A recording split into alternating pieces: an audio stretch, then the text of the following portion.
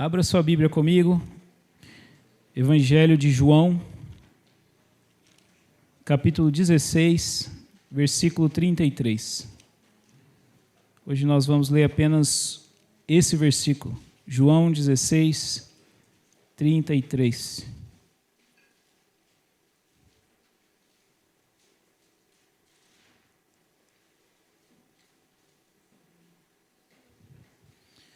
Evangelho de João, quarto Evangelho, capítulo 16, versículo 33. É o último versículo do capítulo. Diz assim a palavra de Deus: Falei essas coisas para que em mim vocês tenham paz. No mundo vocês passam por aflições, mas tenham coragem. Eu venci o mundo. Tem uma imagem, ela circulou bastante no passado na internet, mas ela ainda circula, você deve conhecer essa imagem, que ela mostra Jesus de um lado e o diabo do outro, eles estão disputando uma queda de braço. Já viu essa imagem? Geralmente isso vinha com alguma corrente, né? Envia essa imagem para não sei quantas pessoas e tal, o diabo apostou com Jesus que você não vai enviar. Coisas desse tipo, assim, né? Se você ama Jesus, mande essa mensagem, senão vai acontecer uma coisa muito ruim. Coisas desse tipo. Você riu, você já entregou a sua idade. Mas a verdade é que essa imagem de Jesus ali disputando com o diabo é muito errada. Muito errada. Jesus não disputa a queda de braço com Satanás. Na verdade, em última instância, Jesus não disputa a queda de braço com ninguém. Porque ele detém toda a autoridade nos céus e na terra. Foi isso que ele disse para os seus discípulos depois de ressuscitado, antes de ser levado às alturas e se assentar à destra de Deus Pai, onde ele reina soberano e de onde ele vai voltar para buscar a sua igreja. Mas ainda que Jesus detenha toda essa autoridade, nós não percebemos a autoridade de Cristo completamente nesta era presente. Por permissão de Deus, por enquanto, nós ainda somos afligidos pelo reino das trevas e pelos reinos dos homens. E às vezes até parece que tem mesmo essa queda de braço e que o reino das trevas é que está ganhando. Mesmo nós sendo servos de Cristo, e justamente por sermos servos de Cristo, os crentes neste mundo são perseguidos, são odiados, muitas vezes são brutalmente assassinados, são abandonados por amigos e familiares, são ridicularizados e pressionados de todas as formas pelo mundo. A vida cristã é uma batalha constante na dependência do Espírito Santo contra as pressões da maldade neste mundo. Mas todas essas aflições e sofrimentos que os crentes passam neste mundo, eles apontam para uma realidade maior. E se o Senhor permitir, eu quero olhar com vocês para essa realidade maior, para a qual toda essa pressão que nós sofremos nessa presente era, por permissão de Deus, aponta. A realidade do Evangelho e da vitória de Cristo na cruz. Que o Senhor use essa mensagem para nos fortalecer em meio às pressões de Satanás neste mundo, enquanto nós aguardamos a nossa redenção final em novos céus e nova terra. Amém? Esse texto que nós lemos, ele é uma conclusão de Jesus, uma conclusão de uma conversa de Jesus com os seus discípulos, que ela começa ali no capítulo 13. São as últimas palavras de Jesus aos seus discípulos antes dele ser preso e ser sentenciado à morte.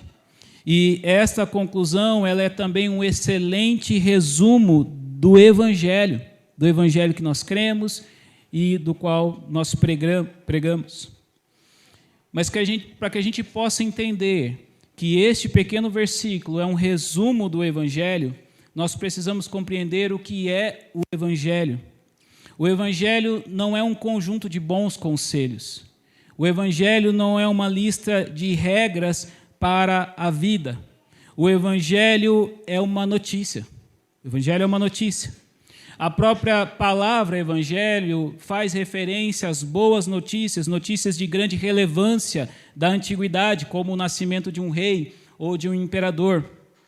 O Antigo Oriente, onde aconteceu a maior parte dos fatos bíblicos, ele foi marcado por muitas guerras. E lá, numa época que não tinha internet, correio, para que o povo soubesse se o seu exército que foi para a guerra era vencedor ou derrotado. Isso poderia demorar dias. O exército ficava ali colhendo o espólio da guerra. Então, para que o povo não ficasse aflito, ele mandava um soldado sozinho para mostrar que o seu exército tinha vencido, para contar a história para o povo e o povo poder se acalmar até que o exército voltasse, então, da guerra com os despojos da guerra. Quando as sentinelas avistavam um soldado sozinho, voltando às pressas do campo de batalha, eles já imaginavam que ele trazia boas notícias, que trazia aquela notícia que eles queriam, que o exército havia vencido a guerra, uma notícia boa, uma notícia de paz para o povo.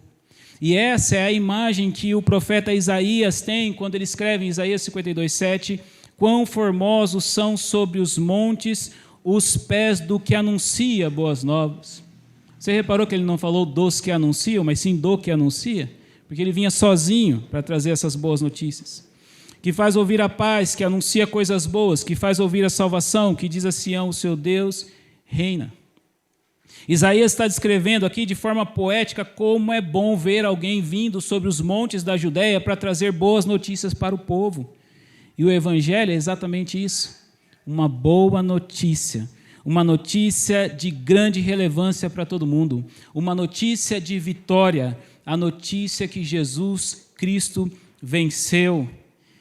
E esta é a boa notícia que o próprio Senhor Jesus está dando para os seus discípulos um pouco antes da sua morte na cruz, nesse versículo que nós acabamos de ler. Mas ele começa dizendo aos seus discípulos que aquilo que ele tinha falado antes para eles tinha o propósito de que eles tivessem paz nele. Jesus diz: falei essas coisas para que em mim vocês tenham paz. E essas coisas aqui referem-se ao que Jesus vem dizendo desde o capítulo 13, que num primeiro momento parecem mais notícias assustadoras do que uma notícia que pode trazer paz para alguém. Veja o que ele diz. Jesus fala em seus discípulos dos seus próprios sofrimentos. Jesus fala aos seus discípulos dos seus próprios sofrimentos e dos sofrimentos que os discípulos vão passar a sofrer agora. Ele diz em seu discurso que ele seria traído por um deles, que seria condenado e morto, que os seus discípulos se escandalizariam com a sua morte, que eles iam se afastar, que Pedro negaria 3 vezes, sendo que o próprio Pedro disse que estava disposto a morrer por ele, que ele estava voltando para o Pai, que depois da sua partida os seus discípulos iam ser odiados e perseguidos, eles seriam expulsos das sinagogas e que chegaria um tempo que aquele que os matasse pensaria que estava prestando um culto a Deus. E mesmo a promessa que Jesus enviaria outro Consolador pressupõe que eles vão precisar ser o quê? Consolados. E quem precisa de consolo é quem vai chorar, quem vai sofrer. O Consolador está implícito no seu envio de que os discípulos precisarão de alguém que os console. Num primeiro momento, essas palavras elas não parecem ser palavras que geram paz, mas que geram ansiedade, medo. São palavras que preveem um futuro difícil para os discípulos de Jesus. Mas aqui a questão que nós precisamos reparar é que Jesus, ao dizer essas palavras, ele não está imaginando algo que possa acontecer no futuro dos discípulos e no seu próprio futuro. Não, ele está prevendo exatamente como se dará o curso da história. Ele está dizendo aos seus discípulos exatamente o que acontecerá após a sua partida. E essa previsão exata do futuro indica a sua soberania sobre essa situação. Os discípulos poderiam ter paz porque quando toda aquela calamidade começasse, eles poderiam dizer: o meu Senhor já tinha me dito que isso ia acontecer. Ele já sabia que tudo isso aconteceria. E tudo está acontecendo exatamente como ele falou. A fé cristã, ela não é uma fé que está baseada apenas em especulações sobre o mundo espiritual, em coisas que nós esperamos para o futuro, mas também em fatos históricos, em coisas que aconteceram no passado e foram testemunhadas por aqueles que viram isso acontecer. Jesus nasceu, o Verbo de Deus encarnou, uma voz do céu foi ouvida dizendo: este é o meu Filho amado, em quem eu me comprazo. Jesus morreu de fato na cruz e foi visto por centenas de pessoas. Depois ressuscitou dos mortos e também foi visto ressuscitado por centenas de pessoas. Grande parte das pessoas que presenciaram todos esses fatos ainda estava viva quando os evangelhos foram escritos e eles começaram a circular. Facilmente alguém poderia dizer que os discípulos estavam inventando essa história, se fosse o caso. Mas você não tem ninguém se atrevendo a fazer isso. Os próprios apóstolos, testemunhas oculares da morte e da ressurreição de Cristo, eles morreram por defenderem esta notícia. Agora, quem que morreria por uma coisa, uma crença que ele sabe que é falso? Há terroristas que morrem por causa da sua fé, mas eles creem que ela é verdadeira. Mas os discípulos eles estavam pregando algo que eles viram. Eles pregavam que viram Jesus morrer e ressuscitar, e estavam dispostos a morrer por aquilo que eles viram. Fatos. Ele morreu exatamente como ele tinha dito. Ele ressuscitou ao terceiro dia, exatamente como ele tinha dito. Ele está sentado à destra de Deus Pai Todo-Poderoso. Nós o vimos subindo. Ele reina soberano sobre tudo o que acontece. E é claro que ele vai voltar como ele disse que voltaria. E enquanto isso não acontece, nós claramente passaremos por tribulações, aflições, sofrimentos, ódio do mundo, exatamente como ele predisse que nós passaríamos. Quando os discípulos de Jesus veem a história exatamente como Jesus advertiu que seria, eles percebem a soberania de Cristo sobre a história. Ainda que ela seja amarga neste momento, ela está nos conduzindo pelo caminho que Cristo quer que nós sejamos conduzidos. Ele tem o controle da história em suas mãos. E ainda que no meio do caminho eu passe pelo vale da sombra da morte, é certo que o final deste caminho é uma mesa na presença dos meus adversários, a unção da minha cabeça com óleo, bondade e misericórdia me seguindo todos os dias da minha vida, e eu habitando eternamente na casa do Senhor, em novos céus e nova terra. E por isso podemos ter paz. Como diz a letra do hino que nós cantamos, esta paz que eu sinto em minha alma, não é porque tudo em mim vai bem. Essa paz que eu sinto em minha alma é porque eu olho para o meu Senhor. Eu não olho para as circunstâncias, eu olho para o seu amor, eu não me guio por vista. Eu estou alegre, mesmo em meio às pressões da vida cristã, porque eu sei que Cristo está no controle da história. E no final tudo será como Ele disse que seria, inclusive as aflições. No livro de Apocalipse, por exemplo, nós temos uma ilustração disso. No capítulo 5 de Apocalipse, João está triste, ele percebe que ninguém é digno de abrir os selos do livro que contém a história, o desenrolar de toda a história. Mas de repente o Cordeiro vem e ele é digno de abrir o livro. Mas no capítulo 6, quando o Cordeiro toma o livro e começa a abrir os selos, a cada selo que é aberto, tragédias começam a acontecer no mundo, você percebe isso? Um cavaleiro de matança com uma espada representando guerras, ele é chamado no primeiro selo. Depois outro selo traz um cavaleiro com uma balança na mão, representando fomes, crises econômicas, e assim os selos são abertos e as crises começam a acontecer. Mas assim como aqui, a visão de João em Apocalipse, ele não quer colocar nos seus leitores medo das tragédias que vão acontecer na terra, mas sim dar-lhes a paz de que é o Cordeiro que está segurando o livro da história em suas mãos e desatando os selos. No final, todos os cavaleiros só aparecem sob um chamado celestial daquele que tem o controle da história em suas mãos, Cristo Jesus. O livro está sempre na mão dele, mesmo no meio de tanta tragédia e dificuldade. Portanto, Jesus prevê o futuro para mostrar que tem poder sobre o futuro, que o futuro está no controle das suas mãos, e nele, os discípulos podem ter paz.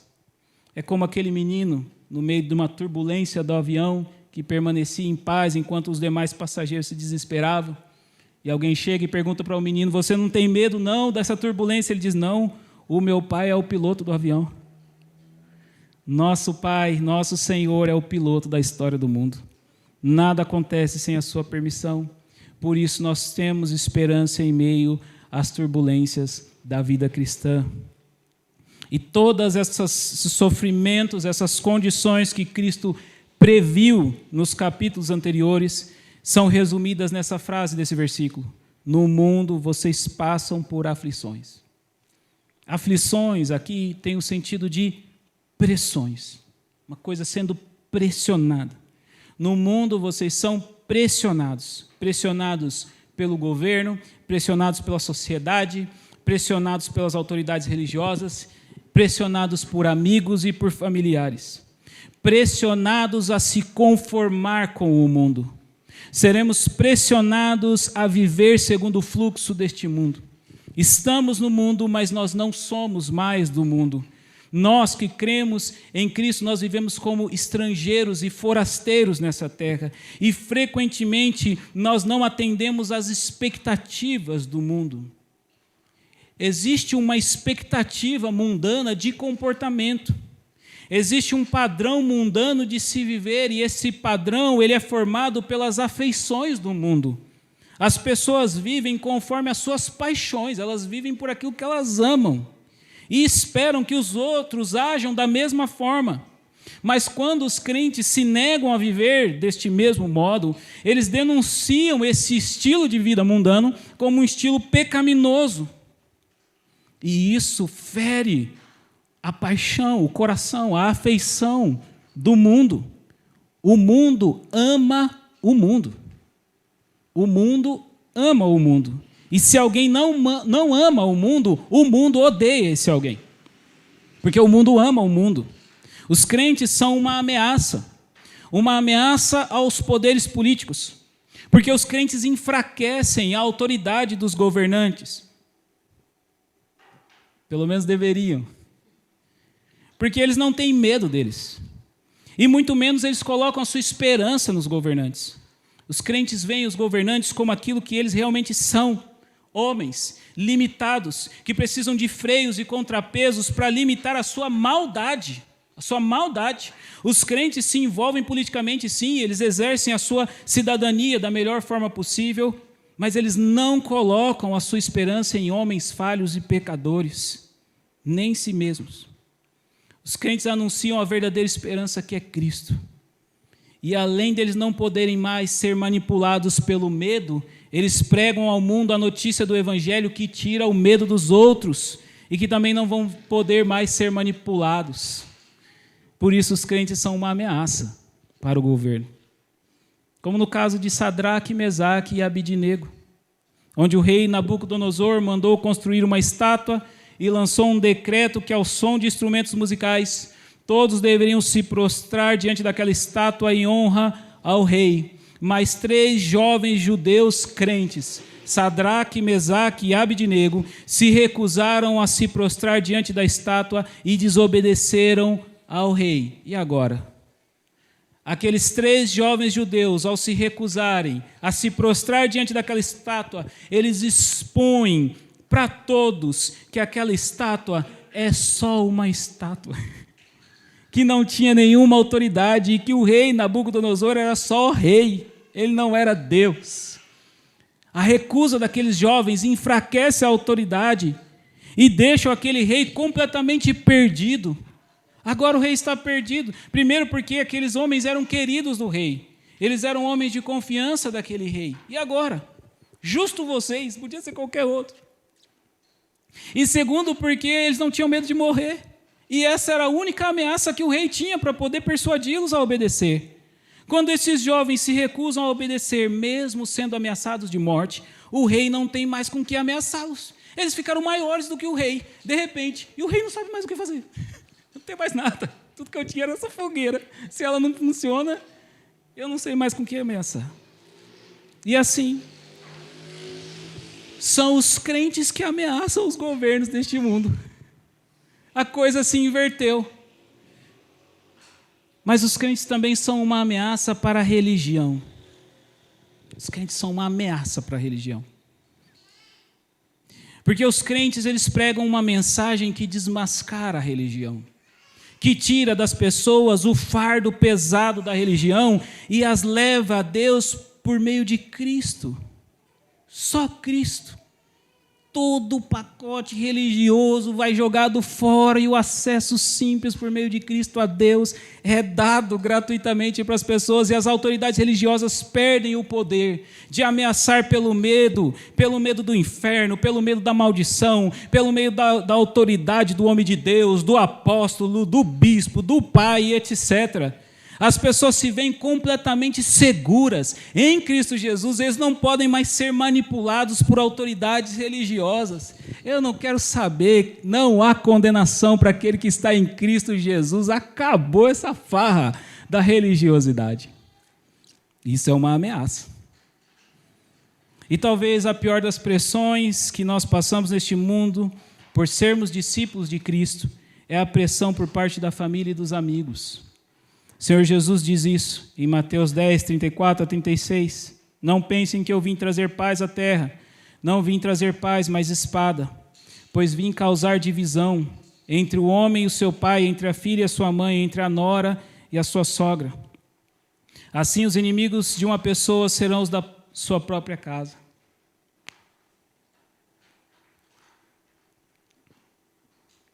O Evangelho é uma ameaça às tradições e provoca rompimento entre familiares e amigos. A decisão de seguir a Cristo, para muitos dos nossos irmãos e irmãs, significa a perda da família. Significa abandono por parte de familiares, abandono por parte de amigos. O mundo caído, o estado presente das coisas corrompido pelo pecado, a era presente onde Satanás opera, pressiona os crentes a se ajustarem, a se conformarem ao mundo, a dançarem conforme a dança, porque a vida dos crentes na contramão deste mundo é um testemunho da chegada do reino de Deus e da derrota deste mundo. A vida dos crentes na contramão do mundo é um testemunho da derrota deste mundo e da vitória de Jesus Cristo, da chegada do reino de Deus. E é isso que o Senhor Jesus afirma quando ele conclui o discurso final para os seus discípulos. Coragem, eu venci o mundo. Tenham confiança, vivam esperançosos, sejam ousados, não se intimidem pelas pressões do mundo. O motivo da nossa coragem, o motivo da nossa paz é a vitória de Cristo sobre esse sistema atual de coisas e a chegada do reino de Deus, começando em nós, a igreja. Jesus prevaleceu contra o mundo. Jesus subjugou o mundo. Esse verbo está no passado. Ele indica uma obra consumada, algo que já aconteceu. Não nos desesperamos mais pelo sistema atual de coisas pecaminoso, porque ele é um sistema falido, é um sistema derrotado, ainda que nós sintamos ainda os seus efeitos nesse tempo. Nós também não nos esforçamos para vencer o mundo por meio da política, por meio de influências na sociedade. Nós cremos na vitória de Cristo. Cristo já venceu o mundo. E buscamos o reino de Deus e a sua justiça. Nós clamamos, venha o teu reino, seja feita a sua vontade aqui nessa terra, como ela é feita nos céus. A mensagem desse texto não é, eu venci o mundo e vocês vão vencer também. A mensagem deste texto é, eu venci o mundo e já está tudo consumado e agora você vive a realidade do reino de Deus. Lutamos sim, nós lutamos, para não amar o mundo, para não nos apegarmos a esse sistema derrotado, enquanto nós aguardamos o novo mundo e testemunhamos da realidade desse novo mundo na nossa ação neste mundo. Os crentes, eles se engajam neste mundo, devem se engajar. Não porque eles acreditam que eles podem mudar o mundo por sua ação social. Vamos mudar o mundo, depende de nós. Cure o mundo, faça dele um lugar melhor. Não. Os crentes se engajam no mundo porque este mundo foi derrotado. Porque o reino da injustiça foi derrotado e nós testemunhamos neste mundo a chegada do reino de justiça. É por isso que nós agimos com justiça. Nós estamos cravando a bandeira da graça. e da misericórdia neste mundo caído, como um sinal de que Cristo já reina. Este lugar já é do Senhor Jesus. Eu estou cravando aqui a bandeira da graça, no meu testemunho, na forma como eu vivo neste mundo. O motivo de ânimo dos crentes em meio à pressão atual do mundo é que este mundo foi vencido por Jesus. A morte de Cristo venceu, subjugou a morte e aquele que escravizava pelo medo da morte, Satanás. E a prova visível desta vitória sobre o mundo é a ressurreição de Cristo. Jesus venceu a morte. Amém? Evangelho é uma notícia. A notícia é: Jesus venceu. E quão formosos são sobre os montes os pés daquele que anuncia essa boa notícia para o mundo. Nós temos uma notícia para nós mesmos e para os outros. Essa notícia começa com um Deus bom, criando um mundo bom para a sua glória, mas o ser humano se rebelando contra o seu Criador, colocando a si mesmo e toda a criação debaixo de maldição.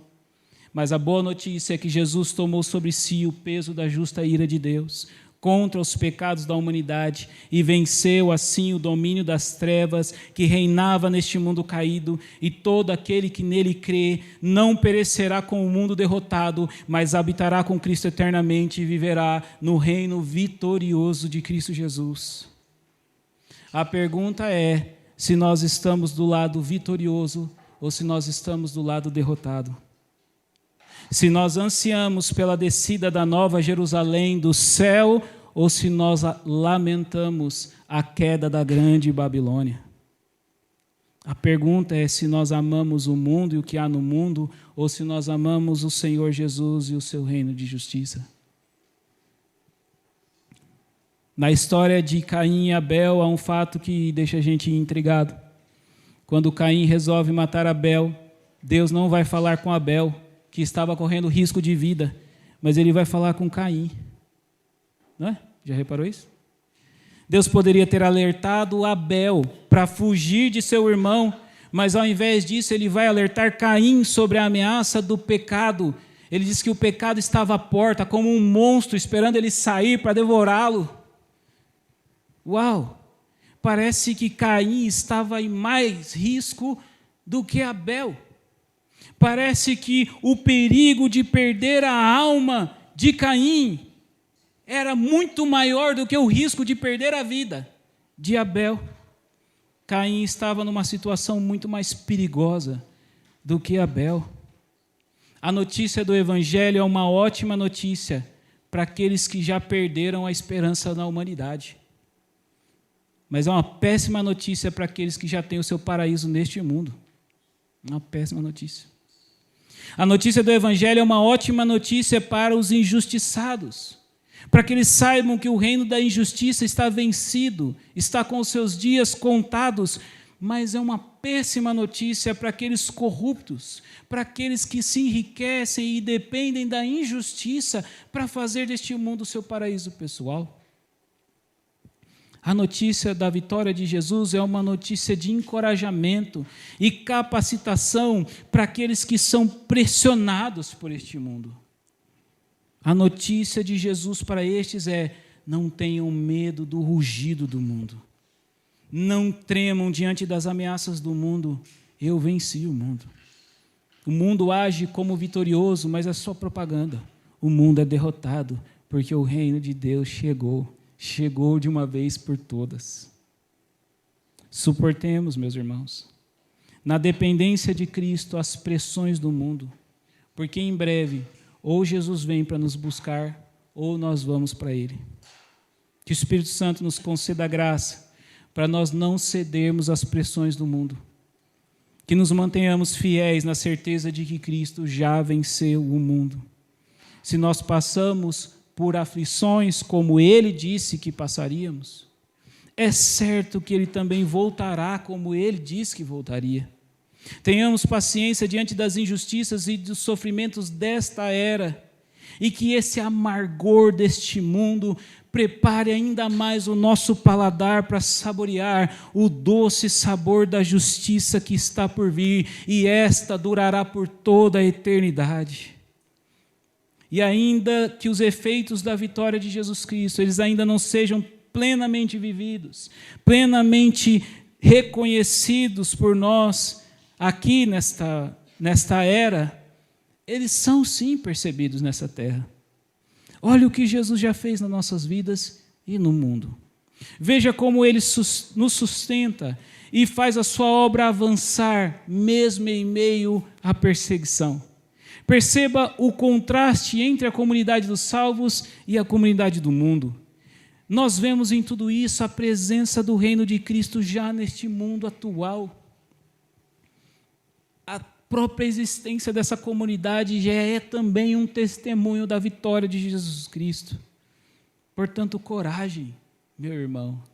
Coragem, minha irmã. Jesus venceu o mundo.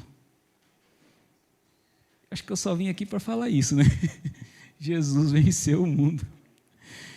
Jesus está conosco nos nossos sofrimentos e dificuldades. Ele enviou o seu Espírito para estar conosco e nos consolar, nos capacitar para a sua obra neste mundo. Ele também nos reuniu aqui como igreja para nós levarmos as cargas uns dos outros, suportarmos uns aos outros nas nossas dificuldades, nesta vida até que Ele venha. Jesus venceu o mundo. Coragem, coragem. E porque Ele venceu, eu posso crer no amanhã. Porque Ele venceu a morte e está vivo, temor não há. E eu bem sei, eu sei que a minha vida está nas mãos do meu Jesus, que vivo está e que venceu o mundo. Amém? Curve a sua cabeça. Vamos orar em resposta a isso. Sim, Senhor, nós cremos na vitória do Senhor sobre o mundo, Pai. Nós viemos aqui nos relembrar dessa boa notícia, desta vitória de Cristo sobre o mundo. Somos mais que vencedores. Mesmo em meio a tribulações e sofrimentos, somos mais que vencedores. Mesmo em meio às pressões deste mundo, para que nos conformemos, para que escolhamos um homem como um Messias, sendo que o Messias já veio e já venceu o mundo.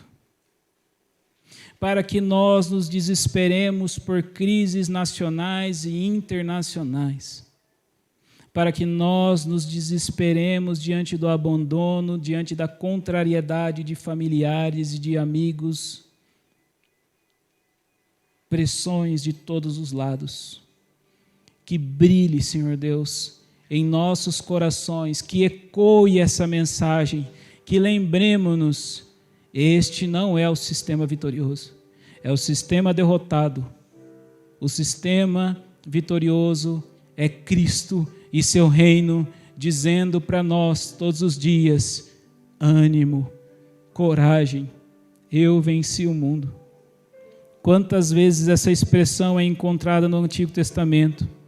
Coragem, ser forte, corajoso, não temas, eu estou contigo. Quando passardes pelas águas, eu passarei contigo. Quando passardes pelo fogo, o fogo não vai te queimar, eu estarei contigo. Não temas, porque sou teu Deus, não temas, porque eu te sustento, eu te conforto, eu te guio com a destra da minha glória. Não temas, ó pequeno rebanho. Quantas vezes, e aqui, Senhor, o Senhor de uma vez por todas repete isso para os seus discípulos, o Deus encarnado, olhando nos seus olhos, dizendo essa expressão que veio para todos os pais, os profetas, que veio para o povo de Israel, que veio quantas e quantas vezes no Antigo Testamento. Ele olha para os seus discípulos definitivamente e diz: não temas, coragem, eu venci o mundo. Ser valente, ser forte, ser corajoso, o mundo já está derrotado. Nós já somos mais que vencedores e aguardamos a vinda do Rei para consumar o seu reino plenamente em novos céus e nova terra. Por mais inacreditável que essa notícia seja, ela é verdadeira, e ela é boa, muito boa. Guia-nos, Senhor Deus, nessa verdade, que os nossos pés estejam firmados nessa rocha, porque a gente é bombardeado por notícias todo o tempo, e por pressões de todo lado, Senhor Deus, mas há um refúgio na Tua Palavra, há um refúgio seguro, há um lugar para se esconder, há um lugar para ir, correr, dobrar os joelhos aos Seus pés, contemplar a Tua glória e dizer a Ti, Senhor Jesus, eu creio no Senhor, creio na Sua vitória. Que o amor de Deus, nosso Pai, que nos amou e deu Seu Filho para morrer na cruz do Calvário e vencer todos os nossos inimigos, que a comunhão, a consolação do Espírito Consolador que nos consola em todas as pressões deste mundo, que a graça do nosso Senhor Jesus Cristo, que perdoa os nossos pecados, que nos recebe sempre para colher as nossas lágrimas neste mundo, sabendo o que é sofrer, sabendo o que é padecer quando Ele mesmo sofreu na cruz do Calvário. Foi o primeiro a sofrer as pressões deste mundo, mas venceu em seu sofrimento. Que a graça do Senhor Jesus seja com todos nós e com todos aqueles que amam o Senhor Jesus com amor sincero. Amém. Amém, meus irmãos.